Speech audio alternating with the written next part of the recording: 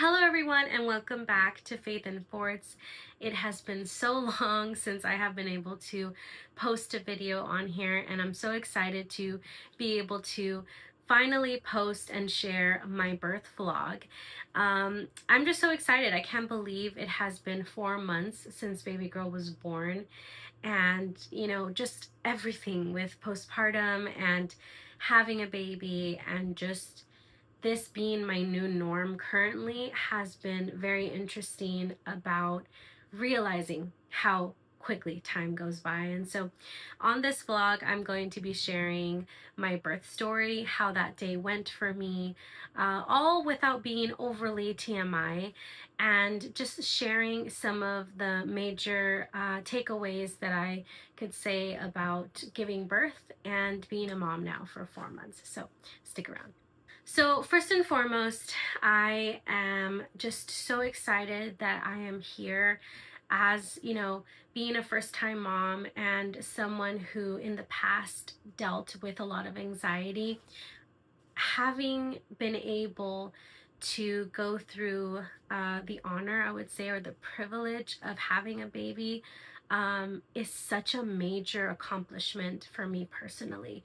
I have always wanted to be a mom, but the idea of birth was such a harrowing and terrifying experience to think about that I want to dedicate this video to anyone who might have felt that way at some point. For any woman who is feeling scared or anxious about going through birth and maybe wants to hear a story that just feels a little bit different, maybe this video is for you. First and foremost, I was about a week and a half late after my due date. I was set to have my baby by February 19th, and that just wasn't happening. And so I had a scheduled induction for February 27th, and the hope was that hopefully prior to that date I would have her naturally and I would experience the contractions naturally.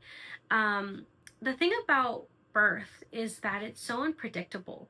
You really can't plan for something to happen exactly how you want it. Now, I still would recommend a birth plan because I think for me it served a sense of control. It helped me feel like I knew what I wanted. And so I did have a plan. My plan was, of course, I would love an unmedicated natural vaginal birth. That was my number one plan. But as most things go, you really don't know how the baby's gonna come. As healthy as you are, as great of a pregnancy as you might have had, these things just don't always go as planned. And I think that's God's way of having us just trust in Him in a deeper way. And you kind of just have to make your peace with that. I think for me, that was my hope since the beginning. I had always had peace that if I needed to get the epidural, I was going to get the epidural. If I needed to have a C-section, I was going to have a C-section. I'm not speaking for any other woman. I'm speaking for my particular story.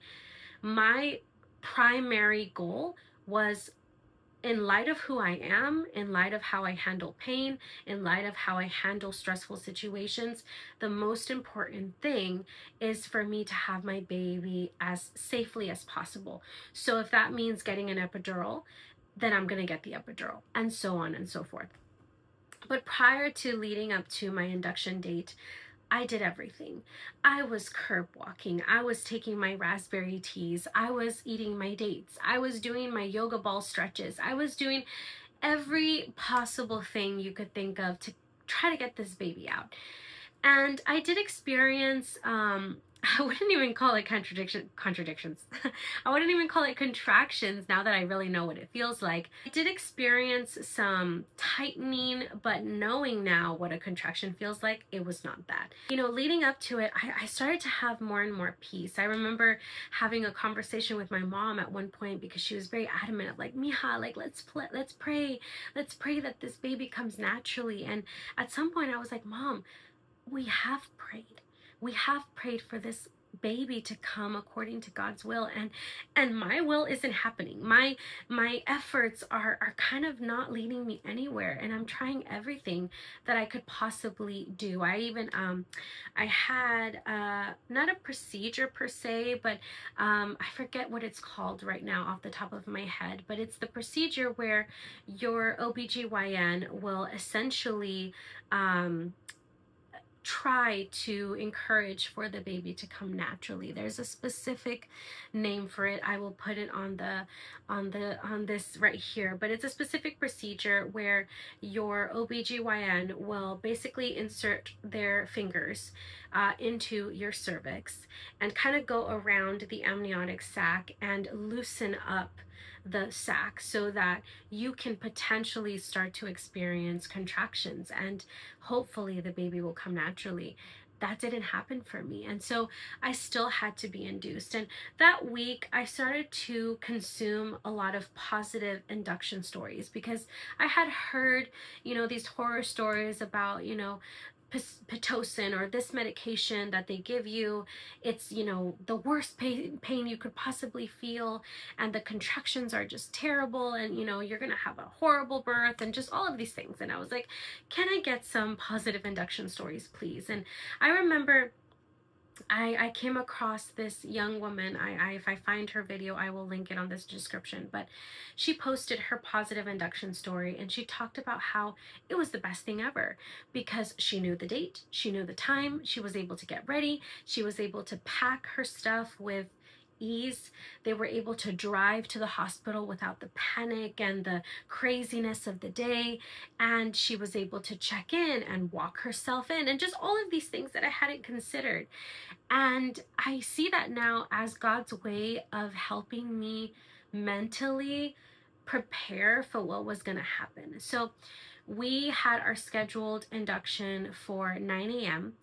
and I, was able to get up. I had my hair straightened earlier in the week, so my hair was perfectly nice. I curled it, I did my makeup, I put on some comfortable clothes, I wheeled my little carry-on, and Joel's driving, and it's perfectly fine. It feels like almost, am I really gonna have a baby?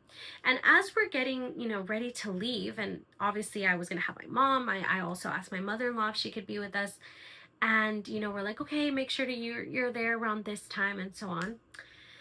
I get a call, and they say, no, we're not going to be able to see you. We had an unusual amount of moms check in yesterday. There's no room for you. We're not going to be able to see you. And it was very interesting. It was very disappointing, but at the same time, I was like, God, like, why? I mean, maybe the doctor that is supposed to help me isn't there. Maybe, you're preparing a better room for me. Like, I tried to keep seeing the situation from a glass half full perspective. And, we just kind of waited, and we're like, okay, well, I guess we're going to be home, and I have no pain. I have no contractions. Baby girl's moving around. There's nothing unusual happening. So we're just like, I guess we're going to chill. And then roughly about, 20 minutes later, I get a call, and they say, hey, we didn't realize you're like almost, a week and a half out or past your due date. We need to see you ASAP. Please come over. We'll have a room ready for you. Great. So I go, I check in, they do the usual, taking, my vitals and stuff like that. And, I go into this very large room. It felt very, I don't know, just, I had seen it in the tour, but once you are there, it's like, wow, this whole room is for me. And I just couldn't help but feel very privileged and very thankful for, I know this is going to sound very much like I pray for world peace, kind of a, cliche, but yes, I was very thankful for, modern medicine. I'm very thankful for the country that we live in. I was very thankful for, like, God, thank you that I get to have my baby in this room, very private. I'm not in a, room of women that are screaming and there's 10 rows of women, like, I'm going to have this place to myself. So it was a big room. My mom and my mother-in-law were there. I, changed. They ask you, make sure you, wash yourself before, you put on your gown and everything. So I went ahead and I did that. And I had brought my own gown. So they were like, yeah, it's fine. If you want to wear your own gown, that's okay. So then after that, they, were basically going to hook me to a monitor that was going to be detecting baby girl's heartbeat, making sure everything was okay. Eventually, they were going to have someone come in and explain to me, how the whole procedure was going to go. I'm very type A, so I had, a whole binder with like, all the materials that I needed, how to fill out, not how to fill out, but there was a document they gave us when we did the hospital tour of like what to put on the birth certificate and so on. And I had that. I had, my birth plan in detail down to like, I'm going to put worship music on. Like, is that allowed? Is that okay? This is what I want in this kind of situation. This is what I want, just in case, in that moment, Joel's helping me and he doesn't remember. I was like, I want this, I want that, I want them to opt out of this and opt out of that. And so I had my whole plan. And I personally just felt very comfortable. My mother-in-law was like, hey, are you guys hungry? Maybe I should go get us some food. We're like, yes, please. So we were just waiting, and they finally came in and they said, hey, so she went to go get us lunch. Then, the doctor came in and said, okay, here's how we're going to do things. We're going to first attempt to do another, round of that like separating of the amniotic sac to see if that does anything. If it doesn't, we're going to start you on some medication so that we can start potentially seeing if you're going to open up. And the medication was Pitocin. So I, had my peace with everything. I was like, okay, God, like you're going to help me, right? And they obviously told me if at any point, you want to have the epidural, person come, we'll bring them in. Sure. I get my first, dose of Pitocin, and I had it vaginally versus orally. And I was like, okay, we're going to try that. I was at 2 centimeters, barely even open. So it wasn't really any, major difference. And then they came back, and I had opened up roughly up about maybe like 1 centimeter after that. It wasn't a lot. So they were like, okay, how do you feel if we go ahead and, tear your amniotic sac to kind of produce, labor pains? Again, I do want to make a quick disclaimer. I know not everybody agrees with a lot of these kinds of procedures. I know I've had these conversations with certain people before, like, did you know you didn't need to go through this? I find that, a lot of the times it's like, girl, like, miss, lady, whatever, I didn't ask, for your input. A lot of the times when someone has already decided something, I do think it's somewhat irrelevant to take that time and say, you didn't have to get the epidural, you didn't have to, administer the vitamin K shot, whatever it is that's the topic of conversation. I think at that point, we need to really figure out, like, what are we trying to get at when we hear people's birth story? Like, if someone's telling me, like, oh, they went ahead and they ruptured the amniotic sac.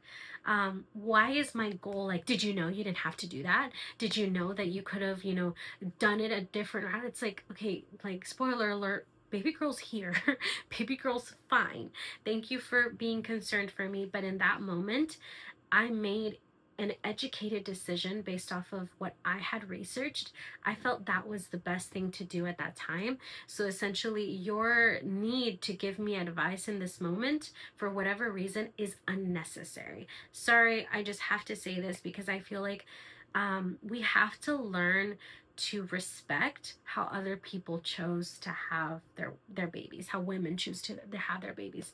Because, I mean, again, the goal is for the baby to be here as safe as possible. So I opted to have my amniotic sac ruptured, and that was when things kind of took a turn.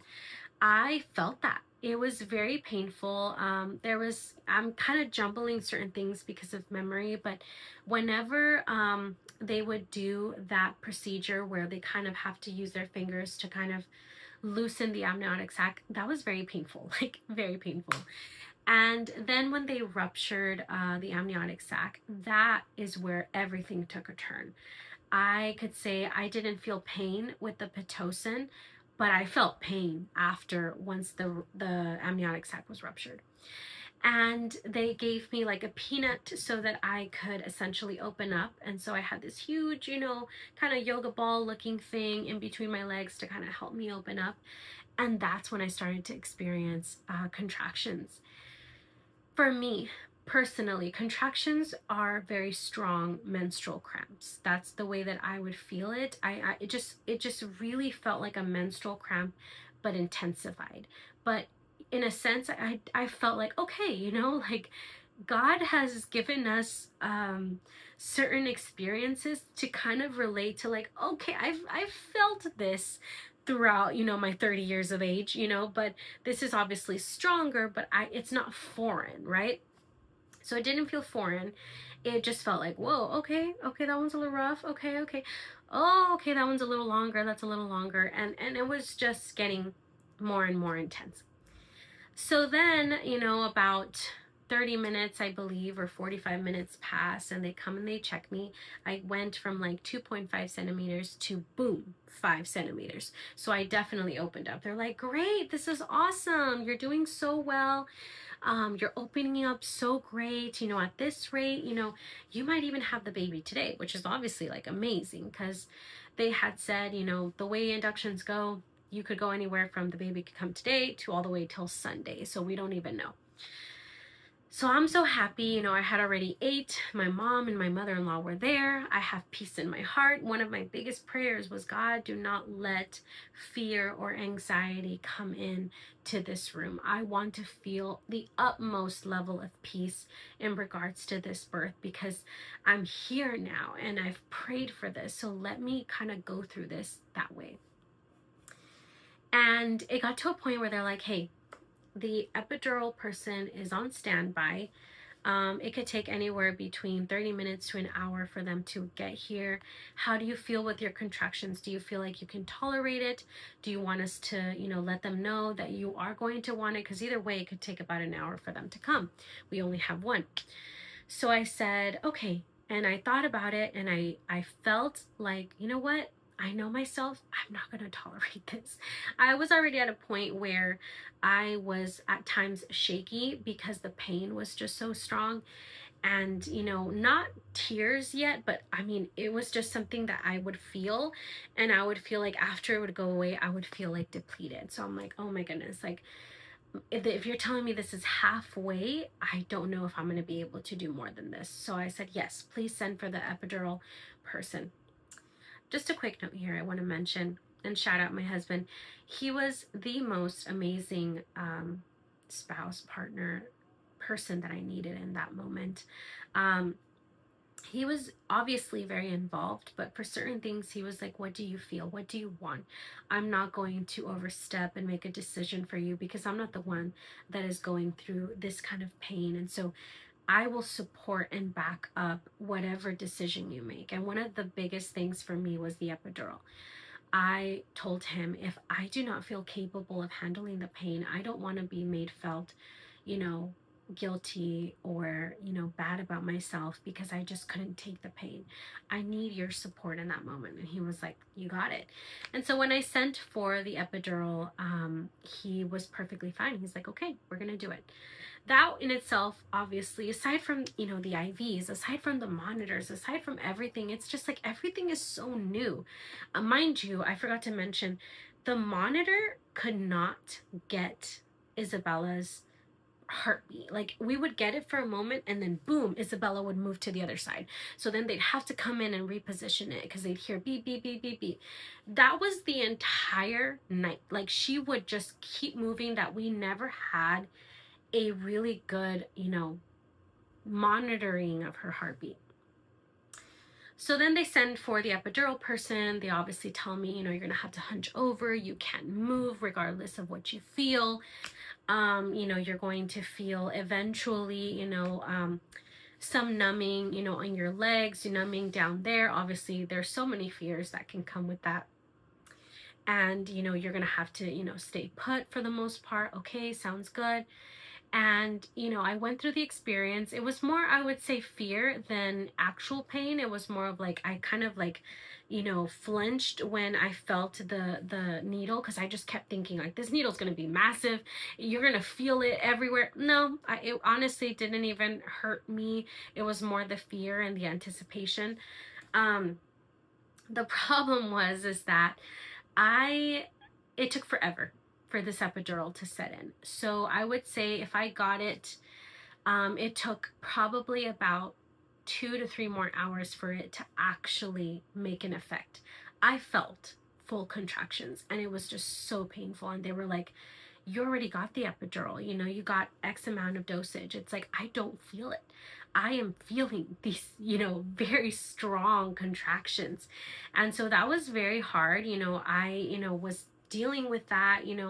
They come in again another hour and they check me and they're like, oh my God, you're open, you're there. And it was just so crazy. I got the epidural and then it was like an hour later and then I went from 5 centimeters to 10.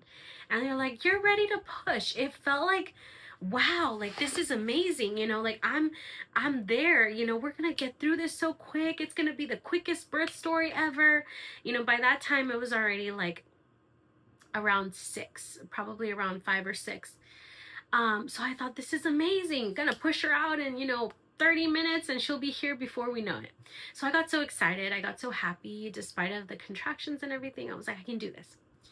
So nurse comes in, the not the midwife, but essentially the doctor that's going to help you with birth comes in and she's like, all right, this is how we're going to do it. You just have to push when we tell you to push. Just, we need you to use, all of your energy to push, and kind of like if you're farting or whatever, like essentially like kind of focus in on that, like you're going to go ahead and push. This is where things took a turn, because by this point, I was now numb. Now I could say I wasn't really feeling the contractions. They were very faint. They were almost as if you're trying to grasp it, but you can't. You're blind and you're kind of aiming at nothing. That's how they felt. So when they were like, okay, we need you to push, I didn't know what that felt like. How do you know how to do something when obviously you've shut off the part of you that naturally knows what to do, and now you have to figure that out without the pain, right? So now I had to start pushing based off of like, okay, I assume this is what pushing means. I pushed for a long time. I pushed for about 2 hours and a half. It was very frustrating, very exhausting. I couldn't open my eyes. They had, wet cloths over me because I couldn't deal with like the lights. I was sweating profusely. I kept feeling more and more tired. Joel is helping, lift one of my legs for support while the other nurse is helping lift one of my legs. Initially my mom and my mother-in-law were behind me because they were like, oh, baby's gonna come right now. But at some point I literally said, I need them to leave. I need them to be somewhere else, because I felt pressured. Not that they were putting it on me, but I just felt like I'm not doing this. Like, I am not having this baby. And so I'm trying and I'm trying and I'm trying. Nothing, works. I'm feeling the frustration. At some point I started crying. I was telling Joel, like, I don't know what I'm doing wrong. No, babe, you're not doing anything wrong. The doctor comes in, or rather the same doctor, but he's like, here are your options. You've been pushing for 2 hours and a half. I do not want to exhaust you. Baby girl is there, baby girl is there. She's in the right position. You are opened up, but she does not want to come out. So what the options are is that we pull her out with forceps, or we have an emergency C-section. You hear the word C-section, your heart stops, because you're like, I don't want to be cut up. I don't want to deal with that experience of, having to deal with all the new fears, right? What is forceps again? Forceps is when we use metal tongs to stick it inside your, your cervix, your vagina, so we can go ahead and pull her out. And that's how we do it. In that moment, it felt very simple that I said, okay, let's do that. And he said, however, If that fails, we will go ahead and still have to do an emergency C-section. My recommendation is that you do the forceps so that you can avoid, the C-section. But in the end, you might still have to do it if it doesn't work. Joel, I'm panicking, and I'm like, babe, am I making the right decision? Should we go with C-section? He said, no, babe, I think you should try the forceps, because this way we can avoid, a surgery. So I said, okay. And my heart was just everywhere. I mean, you're exhausted, you're pushing, there's all of these worries, and I'm just like, God, I'm getting emotional. God, I just need your help. I just need you to do this, Lord. And I started praying, God, give me pain, because I don't feel any pain at this point. I'm fully numb, and I don't know when to push. When they tell me to push, God, please give me pain. And as I'm, having this mental conversation with God and praying, call me crazy, but I know it was God. I started to feel pain. And I was like, I feel a contraction. And they're like, push. And so I started pushing. And finally, the doctor's like, okay, we're going to go ahead and we're going to start, basically yanking her out. And I had to just put my baby in God's hands. I had to just say, God, she's going to be okay. When they pull her, her brain is going to be fine. Her arms are going to be fine. God, everything's going to be okay, Lord.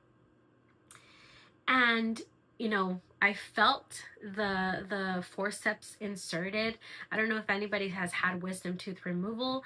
That is the closest thing I can say. That is what it feels. The yanking sensation, that is what forceps feels like. You feel like something is being yanked out of you, and it was so painful. And I, up until that point, wasn't, I wasn't screaming. I wasn't like, like the movies. I was just kind of like, just like pushing. At that point, I felt that pain. I felt it. I really, I made a sound. I definitely, like, not yelled, but I definitely made a sound of pain. I moaned, that's the word. I moaned in pain, and I just prayed, and Joel still hasn't forgiven me for this prayer, but I told the Lord, I said, God, just let me do this one thing. If you want to take me after this, I'm okay with that. And it wasn't because I wanted to die. It wasn't because I didn't want to see my daughter grow up and I wanted to leave my husband. No, it's because all my life I've been afraid of dying. I've been afraid of getting sick and going through some kind of, traumatic situation. And I'm in this point where I'm surrendering that fear. And I'm like, God, I'm okay if I go with you. I'm okay if this is the end for me. I have peace in my heart, but let me have my baby. Let me do this thing. And I just said, God, give me the strength. And they were like, she's halfway out. Kes, come on, you gotta push. And with everything in me, every ounce that was left of strength, I pushed my baby girl out, and she was out. I heard my baby girl, cry. I remember kind of opening my eyes, because again, like, I had my eyes closed for everything. I didn't see anything. I literally was just kind of like doing this whole thing with the baños on my face. And I see my baby, and it was such a gnarly experience. It was something that was like, the thing that was inside of me is now on top of me, crying very loud. And I'm looking at her little arms, and I'm looking at her little legs. She didn't have, a lot of blood. She didn't have a lot. She looked practically, perfectly cleaned. And I'm seeing her, and it's not like, it's just a weird feeling. It's like, I'm meeting you for the first time, but also like I'm, weak, and I'm feeling all of these emotions. And it was just so many emotions in that moment, but I was just so thankful that she was born. And I just started crying. Because I was like, God, I'm so strong, I'm so strong, I never thought I could do this. I never thought I would survive this. I always thought that I was weak, that I couldn't tolerate pain, that I was very, chiqueada.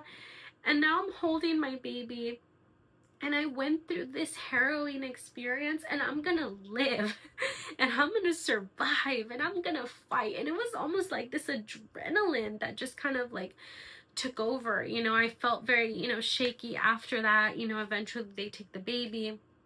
Joel knew what to do as far as like her personal medical information, what things we were going to accept, what things we were going to opt out of, and dealt with that. And it was a very hard recovery process. I almost, I mean, Joel says I passed out, but I want to say I never passed out. A couple of times. I remember, after the whole, birth experience, I did tear. So they did that, and the sewing, and they were like, okay, we're going to transport you to the next room, the recovery room. We're going to wheel you out. And as I sat up to try to sit into the chair, I literally just kind of like lost balance. Joel says that I passed out. I just remember waking up into the recovery room, and every time I attempted to try to use the restroom, I passed out. And so I had lost a lot of blood. Thankfully, I never needed to get a blood transfusion and never got to that point. But they did tell me that I lost the equivalent amount of as if I would have had a C-section. So it definitely was a lot of blood.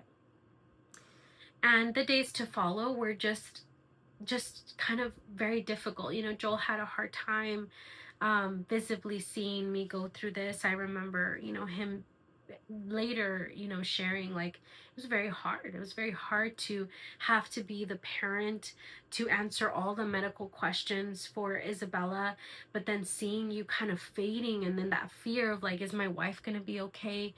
And it was hard. I remember like I've never experienced that kind of weakness, that kind of like your body is just, like not in control, because you're just so weak.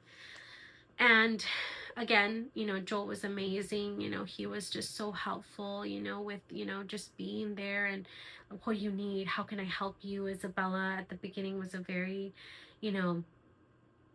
crying baby, but she was amazing. I mean, I remember right after she was born, it was probably about maybe 10 hours after she was born. I was in the middle of the night with her, and I was just singing to her the songs that I would sing to her when she was in the womb. And she went from like crying to hearing my voice, and she fell asleep. And I just couldn't believe this little human was inside of me, and she's mine, and it's weird to say, like, I didn't experience that like immediate unconditional love the way that I feel it now. In that moment, it still felt like I'm getting to know you. Like, you're a stranger to me, but I do love you, but you're a stranger to me. And that bond growing and everything. And so it was amazing, and it was a testimony. And I know that I only got through it because of God. That's all that it is. At that moment, it's just you and God. You could have the entire world there supporting you and cheering you on. At the end of the day, it's just you and God. That's it. And he gave me the strength to overcome all the fears and the anxiety. I mean, we were there Friday, Saturday, and we discharged on Sunday. And I slowly started to recover. I slowly started to gain an appetite. I definitely, did not talk to anyone around that time. There was a lot of people that were sending messages and like, how's everything doing? How is everyone going? Or how's everyone doing rather? And I'm like, I didn't even look at my phone. Like I said, I was in a really bad situation, blood wise. And so it was like a slow recovery. And essentially that was my, birth story. I am so thankful that we're 4 months past that. When people said, oh, right after you have a baby, after the whole pain, you forget everything. I don't know if I agree with that necessarily. I definitely, I remember everything, pretty vividly. And I know that it was painful. And so I do think that I definitely will remember those details enough to consider my next attempt at trying for another baby. But I definitely want to have more children. And that was always a concern of like, what if it's just so like difficult or so scary that I just don't want to have more kids. And I just didn't know how I was going to come out of it. But 4 months down, and I would even say not even just 4 months past this, like right after the baby was born, I realized like, oh, okay, I survived. I did this. I can do this again. Not right now, not three months from now, but I can do this again, in God's timing. And so I definitely feel like, again, it's just amazing what the human body can do, what the female body can do. I feel much stronger, much more capable now. I will do a separate video about all things postpartum and recovery and all of that, but this is just my birth story. And I didn't put any pictures of Isabella because I did decide, at least as of right now, I don't know if I will change my mind on this in the future, but I do want to keep her face private. But I want to continue having my YouTube channel and my space to share my story and share my thoughts on motherhood and my faith and my experiences in my personal life.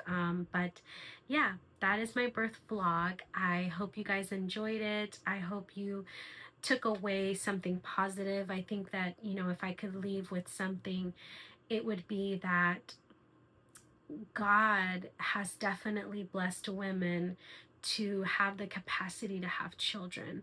And that is something that is unique to us. Being mothers is definitely not an easy task. I'm learning that every single day. It's not easy to be a mom. It definitely is hard work, and we do so much. But it's also such a wonderfully unique blessing that God only gave women. And He gave it to us because we are strong and we are capable. And if you are pregnant or thinking of getting pregnant and you are scared of, having a baby, birth wise, it's going to be okay. And even though I gave details on, how, yes, I got weak and yes, I lost blood, I know that I survived it because of God. God doesn't prevent us from having difficult experiences, but He gives us the strength to overcome them. And I firmly believe that I'm on this end because He gave me the strength to overcome them. And I'm confident to know that the next time, I know it's not going to look exactly the same as this story, but I know that God is going to be in the room and God is going to take over and God is going to give me the strength to survive it and to tell the story and to really give the testimony of giving all the glory to God. So that is my story, and I will see you all on the next video. Bye.